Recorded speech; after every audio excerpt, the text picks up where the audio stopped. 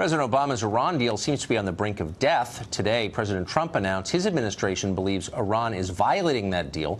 He says he'll cancel it outright if Congress doesn't strengthen it. I am directing my administration to work closely with Congress and our allies to address the deal's many serious flaws so that the Iranian regime can never threaten the world with nuclear weapons. In the event we are not able to reach a solution working with Congress and our allies, then the agreement will be terminated. Doug Macgregor is a retired colonel. He's now executive vice president at Burke McGregor Group. He's the author of the book Margin of Victory, 5 Battles That Changed the Face of Modern War. Colonel McGregor, thanks for coming on. Sure. What does this mean and where's it going from here?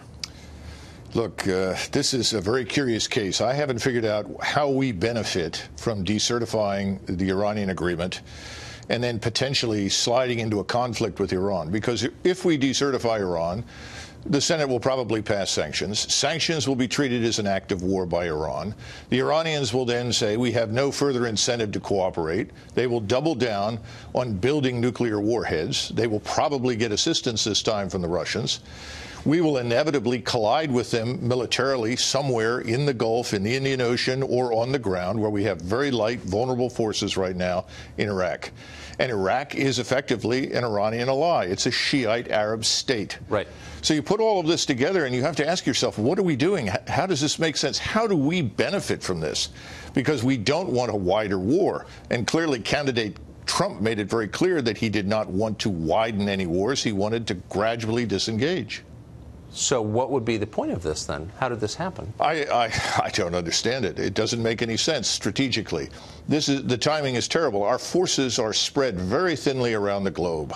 We have very light forces on the ground, entirely dependent upon air power for survival.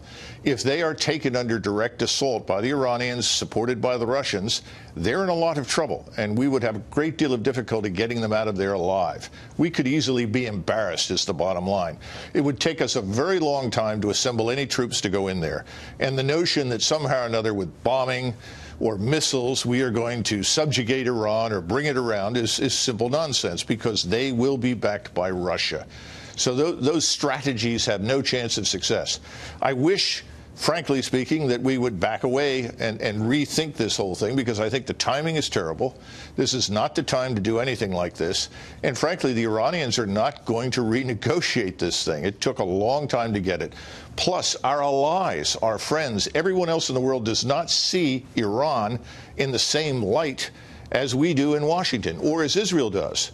They see the Sunni Arabs and the Sunni Turks, the Islamists in Ankara, the Islamists in Saudi Arabia and in the Middle East, as far, far more dangerous and hostile to Christians and Jews in the West than Iran. Yeah, well, look at the body count. It proves that point. Yes. Colonel, thanks for joining us. I appreciate it. Okay.